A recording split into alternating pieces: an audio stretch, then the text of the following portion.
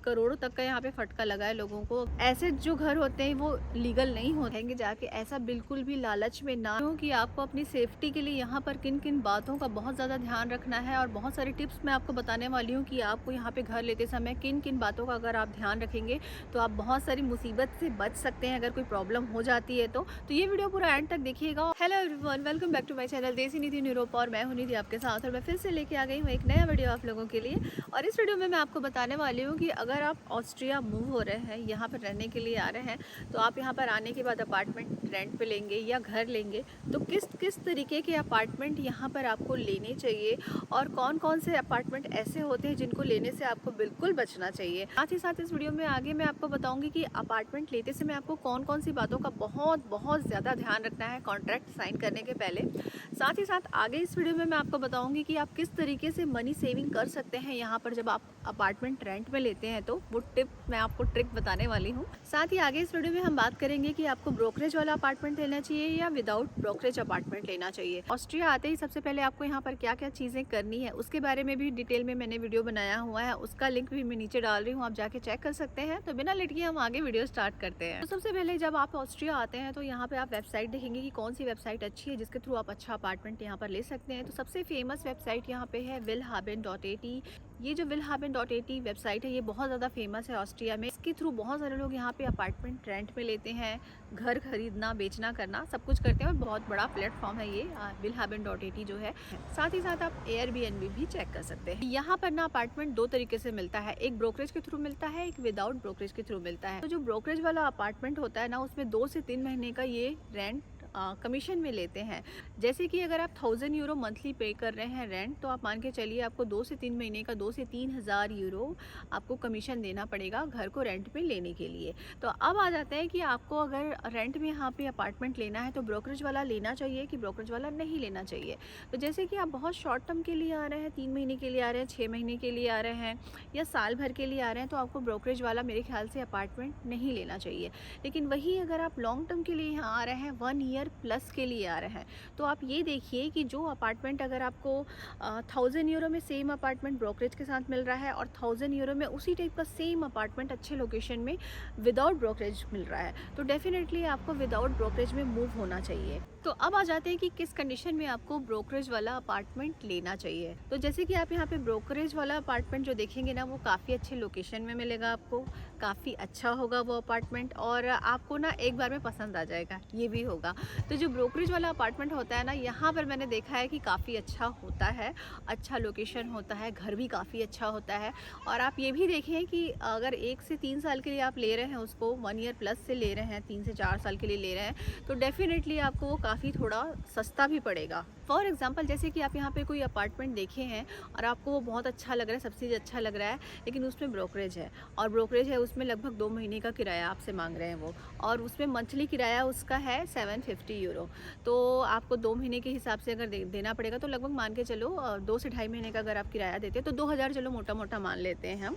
तो 2000 यूरो अगर आपको उसमें ब्रोकरेज देना पड़ रहा है तो किस कंडीशन में आपको वो देना चाहिए। तो जैसे कि अगर आप उसी तरीके का सेम अपार्टमेंट दूसरे कहीं लोकेशन में देखे हुए हैं, ठीक ठाक लोकेशन है और आपको वो 1000 यूरो मंथली आपको पड़ रहा है रेंट उसका, तो अगर आप ये देखेंगे कि अगर आप 1 साल रहते हैं 750 यूरो वाले में, तो आपका आसानी से यहाँ पे ब्रोकरेज का पैसा आपका निकल जाएगा। और वही अपार्टमेंट आप दूसरा 1000 वाला देख रहे हैं जो प्राइवेट है जिसमें आपका ब्रोकरेज नहीं देना है, तो उसका रेट थोड़ा सा ज़्यादा होगा और आपको अगर आप 3 साल वहाँ पर रहते हैं तो आप ये देखिए कि आपने ज़्यादा पैसे वहाँ पर दे दिए। तो ब्रोकरेज वाला अपार्टमेंट हमेशा आप ये ध्यान रखें कि अगर आप लॉन्ग टर्म में यहाँ पर आ रहे हैं और आप ये कंपेयर करके देखिए कि अगर आपको नॉन ब्रोकरेज में तो अच्छा डील मिल रहा है अगर, तो आप वहाँ जा सकते हैं। साथ ही घर लेते समय इस बात का बहुत ज़्यादा ध्यान रखें कि जो भी आप अपार्टमेंट या घर ले रहे हैं वो बहुत ज़्यादा पुराना ना हो। बहुत ज़्यादा पुराना मतलब 1990 के बाद का हो तो ठीक है, उसके पहले का जो हो वो कोशिश करें कि ना लें, क्योंकि अगर यहाँ पे जो बहुत पुराने घर है ना उसमें ठंड वाली प्रॉब्लम होती है, क्योंकि पहले के जो घर थे वो अलग तरीके के बने हुए थे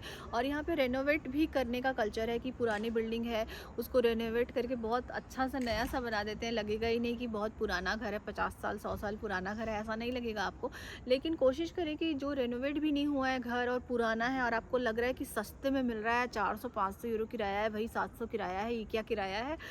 आराम से रहेंगे जाके, ऐसा बिल्कुल भी लालच में ना आए। क्योंकि अगर आप इस लालच में आके सस्ता घर के चक्कर में बहुत पुरानी बिल्डिंग वाला घर अगर आप ले लेते हैं तो आप ये मान के चलिए कि आपको बहुत सारी प्रॉब्लम वहाँ पे होने वाली है। इसलिए होने वाली है प्रॉब्लम क्योंकि जैसे कि मैंने पहले भी बताया कि यहाँ से 6 से 7 महीने 8 महीने यहाँ पे ठंड पड़ती है। गर्मी तो नाम मात्रा रहता है यहाँ पर गर्मी, हालांकि थोड़ी पड़ने लगी है अभी, बट ठंड यहाँ पे बहुत ज़्यादा पड़ता है। और ठंड जब पड़ता है ना भाई, तो कई बार बहुत ज़्यादा एक्सट्रीम रहता है और पुराने घर में बहुत ज़्यादा ठंड लगता है। मैं ये भी आपको बता रही हूँ, जैसे कि नया घर है और वहाँ पे आप हीटर भी नहीं चलाएंगे तो भी आपको ठंड नहीं लगेगा। इस तरीके से यहाँ पे नए घर बने हुए हैं। और जो पुराना घर है वहाँ पे अगर आप हीटर नहीं चलाएंगे तो आप पागल हो जाएंगे, और हीटर भी चलाएंगे तो आपको मैं बता रही हूँ कि वहाँ पे हीटर का जो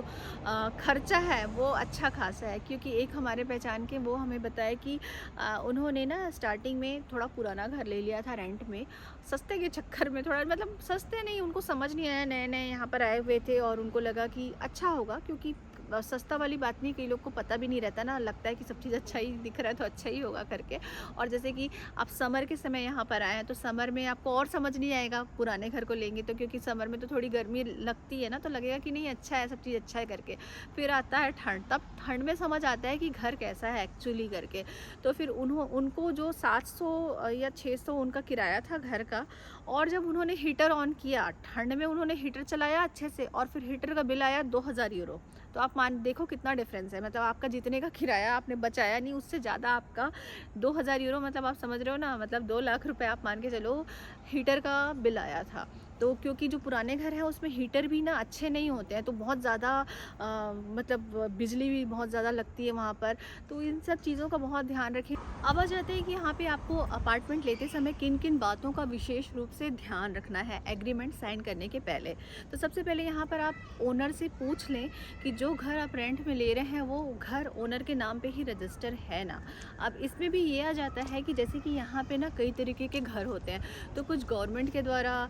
थोड़े से कम बजट में और थोड़े कम सस्ते रेंट वाले भी घर होते हैं, जिसको Genossenschaft Wohnung कहा जाता है, जो लॉन्ग टर्म के लिए यहाँ पर लोगों को मिलता है। तो क्योंकि Genossenschaft जो घर होते हैं वो थोड़े सस्ते होते हैं, किराया भी सस्ता होता है, तो कई लोग इसको ले लिए रहते हैं खुद ही रेंट में। और जैसे कि पार्टनर हैं तो क्या करते हैं कि एक पार्टनर के घर में दूसरा पार्टनर जाके रहने लगता है और अपने नाम पे वो घर ले लिए रहते हैं रेंट पे, कम रेंट पे, और उसके बाद फिर वो ज़्यादा रेंट पे उसको चढ़ा देते हैं, किसी और को दे देते हैं, और इस तरीके से वो इनकम जनरेट करते हैं। तो ऐसा कई लोग यहाँ पर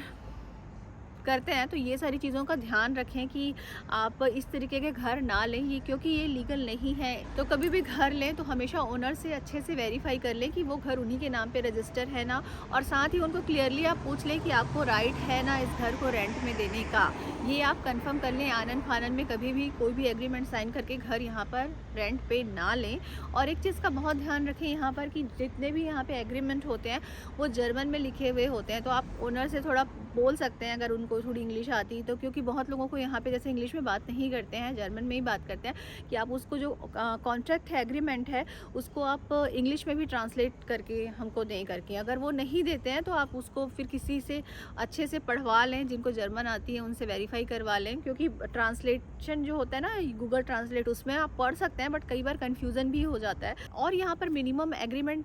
12 महीने का बनता है, लगभग 1 साल का, साथ में 3 महीने का नोटिस पीरियड होता है, तो टोटल 15 मंथ हो जाते हैं। लेकिन अगर आप एग्रीमेंट बीच में ब्रेक कर देते हैं और जैसे कि 12 मंथ का है और आप 4 महीने में ही घर छोड़ रहे हैं, अगर आपके बिहाफ में कोई या आपके रहते में कोई दूसरा रेंट में उस घर को नहीं लिया है और कोई नहीं आया है और आपको इमीडिएटली अगर वो घर छोड़ना पड़ रहा है, तो फिर बाकी के जो मंथ बचे हुए हैं उसका भी पैसा आपको यहाँ पर देना पड़ेगा। साथ ही आप ओनर से ये भी कंफर्म कर लें कि इलेक्ट्रिसिटी और हीटिंग का बिल अलग से आपको देना है कि उसमें इंक्लूड है। ये बातें आप क्लियरली पूछ लें ओनर से। साथ ही यहाँ पे जैसे कि मेंटेनेंस का भी चार्ज होता है, तो कई लोग क्या करते हैं कि मेंटेनेंस का फिर बाद में बताते हैं। तो ये सारी चीज़ें कंफर्म कर लें कि हाउस मेंटेनेंस का चार्ज, हीटिंग का चार्ज और इलेक्ट्रिसिटी का साथ में इंक्लूड है कि आपको अलग से पे करना है। अब आ जाते हैं टिप्स फॉर सेविंग मनी। तो यहाँ पर जब आप रेंट में घर लेते हैं तो किस तरीके से पैसे सेव कर सकते हैं उसके बारे में मैं आपको बता रही हूँ। तो यहाँ पर इंडेक्स के अकॉर्डिंग बीच बीच में ना रेंट बढ़ता है,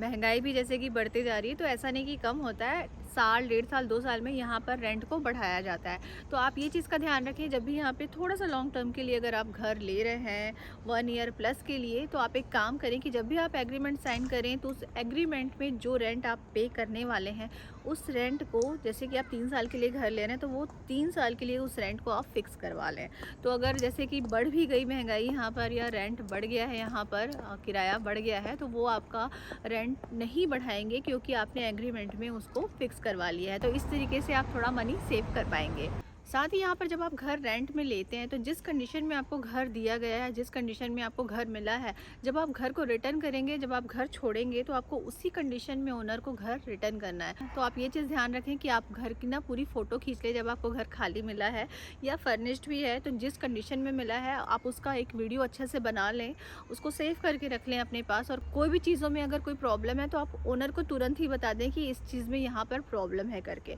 और घर का पूरा वीडियो अच्छे से बना लें, फ़ोटो अच्छे से ले लें, ताकि अगर आपको कोई आगे चल के ओनर कुछ कहता है कि इस चीज़ में प्रॉब्लम है, आपने गड़बड़ कर दिया, तो अगर ऑलरेडी वो पहले से ख़राब था तो आपके पास हर चीज़ का प्रूफ होना चाहिए। और आपने अगर पेंटिंग भी कराना है, आपको अगर घर पेंट करा के देना है, तो किस कंडीशन में आपको पेंट हुआ मिला है ये भी आपको ध्यान रखना है। तो वीडियो बना के रखेंगे तो आप जब रिटर्न करेंगे तो आपको हर चीज़ ईजी होगा कि किस तरीके से आपको रिटर्न करना है। साथ ही अब आ जाते हैं मोस्ट इंपॉर्टेंट टिप के बारे में जो मैं आपको दे रही हूँ कि यहाँ पर अगर आप कोई भी घर किराए से ले रहे हैं या घर खरीद रहे हैं तो आपको यहाँ पर हाउस इंश्योरेंस लेके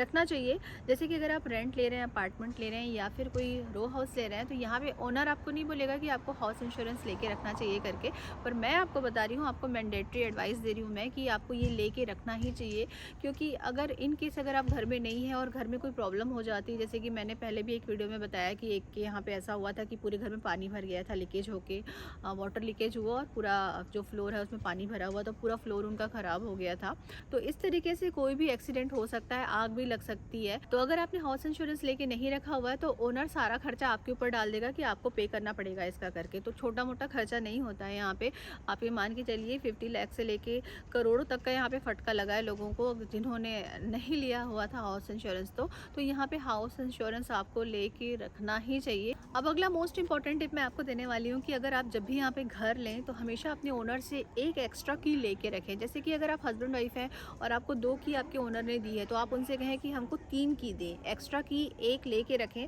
और आप अपने किसी अच्छे फ्रेंड के यहाँ उस की को छोड़ दें। घर के आसपास है तो बहुत अच्छी बात है, और घर से दूर भी है, सिटी में है, तो डेफिनेटली आप अपने किसी फ्रेंड के यहाँ एक एक्स्ट्रा की दे के रखें। क्योंकि इफ़ इन केस अगर किसी भी तरीके से आपका घर लॉक हो जाता है, गलती से आप की छोड़ के बाहर निकल जाते हैं और घर लॉक हो जाता है या कहीं गुम हो जाता है की, तो आप अपने दोस्त के यहाँ दे के रखेंगे तो आप आसानी से घर खोल सकते हैं। क्योंकि अगर आप यहाँ पे लॉक हो गया आपका घर और आप लॉक तोड़वाने के लिए किसी को बुलाएंगे तो आपको 4 से 500 700 यूरो तक एक बार में देना पड़ जाएगा। और कई बार ऐसा होता है कि अगर रात का समय है या कुछ है तो आपको आसानी से आपका घर खुलेगा भी नहीं, या आपके छोटे बच्चे हैं और घर लॉक हो गया गलती से कहीं, मतलब कि घर में बच्चे अंदर हैं और या बच्चे ही लॉक कर देते हैं ना कई बार घर को, तो कुछ भी सिचुएशन हो सकती है। तो आप सेफ्टी के लिए इस चीज़ का ध्यान रखें कि हमेशा एक्स्ट्रा की 1 लेके रखें। साथ ही यहाँ पे राइट टू विड्रॉल का रूल है कि अगर आपने कोई घर रेंट में ले लिया है और आपको वो घर अच्छा नहीं लग रहा है या फिर आपको कोई और घर पसंद आ गया है, तो 15 दिनों तक आपके पास ऑप्शन होता है कि आप एग्रीमेंट को कैंसिल कर सकते हैं, ब्रेक कर सकते हैं और आपको कोई भी पैसे यहाँ पर देने नहीं पड़ेंगे। तो ये भी काफ़ी अच्छा रूल है यहाँ का कि अगर आप 15 दिनों के अंदर घर छोड़ना चाहते हैं तो आप एग्रीमेंट को ब्रेक कर सकते हैं और घर को छोड़ सकते हैं बिना कोई पैसे दिए। तो चलिए आज का वीडियो मैं यही एंड करती हूँ। मेरी इन्फॉर्मेशन कैसी लगी कमेंट करके बताएं। वीडियो थोड़ी भी हेल्पफुल लगी है तो वीडियो को लाइक कर लें, चैनल में नए हैं तो चैनल को सब्सक्राइब कर लें, बेल आइकन प्रेस कर लें और मुझे ऐसे ही फॉलो करते रहें for amazing informative and interesting video. मिलते हैं अगली वीडियो में।